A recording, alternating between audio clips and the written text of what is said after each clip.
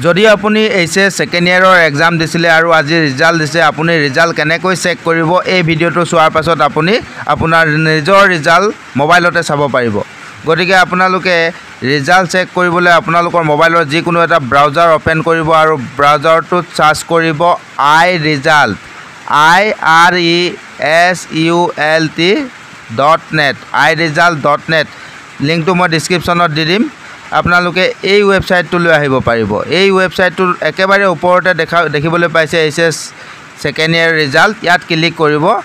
আৰু ইয়াতে আপোনাৰ একেবাৰে ওপৰত আপোনালোকৰ সেন্টাৰ কোড ৰোল কোডটো দিব আৰু দ্বিতীয়তে আপোনাৰ ৰোল নাম্বাৰ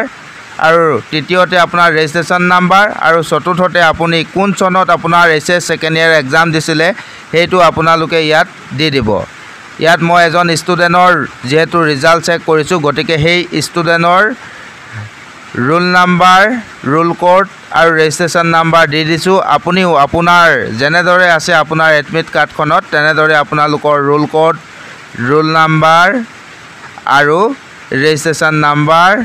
দি দিব আপোনালোকে চাই যাওক মই ষ্টুডেন্টজনৰ ৰিজাল্ট আপোনালোকৰ আগত উলিয়াই দেখুৱাই দিছো গতিকে আপোনালোকে এনেদৰে চেক কৰিব iresult.net ওয়েবসাইটটোত গতিকে সম্পূৰ্ণ ফিলআপ কৰাৰ পাছত এই সিজনটো আপোনালোকে দেখিব ইয়াত 22 23 দি দিব আৰু গেট ৰিজাল্ট অপচনত ক্লিক কৰিব তলত দেখিবলৈ পাইছে আপোনালোকে গেট ৰিজাল্ট এই গেট ৰিজাল্ট অপচনত ক্লিক কৰাৰ লগে লগে আপুনি আপোনাৰ ৰিজাল্ট সম্পূৰ্ণ ৰিজাল্ট দেখিবলৈ পাব ইয়াত মাৰ্কশিটখন দেখিবলৈ পাব ইয়াত আপোনালোকৰ পাৰ্সোনেল ডিটেইলছ ইয়াত আপোনালোকৰ মাৰ্কস ডিটেইলছ ইয়াত আপোনালোকৰ ফাইনেল ৰিজাল্ট আপোনালোকে কোন সাবজেক্টত কিমান নম্বৰ পাইছিলে আৰু কিমান ডিভিজনত লাভ কৰিছে এই চাই থকা ষ্টুডেন্টজনে যেহেতু ফাৰ্স্ট ডিভিজনত পাস কৰিছে গতিকে এনেদৰে আপোনালোকে চেক কৰিব পাৰিব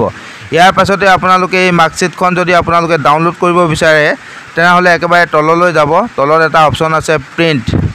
আপোনালোকে প্ৰিন্ট অপচনটো দেখিবলৈ পাব তললৈ যাব এনেকৈ প্ৰিন্ট অপচনত ক্লিক কৰিলে এনেকৈ সেভ অপচন এটা আহিব আপোনালোকে এই মাৰ্কশিটখন এনেকুৱা প্ৰিভিউ দেখিবলৈ পাব আৰু সেভ অপচনত ক্লিক কৰিলে আপোনাৰ মাৰ্কশিটখন আপোনাৰ গ্যালাৰীত সেভ হৈ যাব গতিকে বন্ধুসকল যদিহে আপোনালোকে এইচএছ সেকেন্ড ইয়াৰৰ ৰিজাল্ট চাব বিচাৰিছে এনেদৰে চাব পাৰিব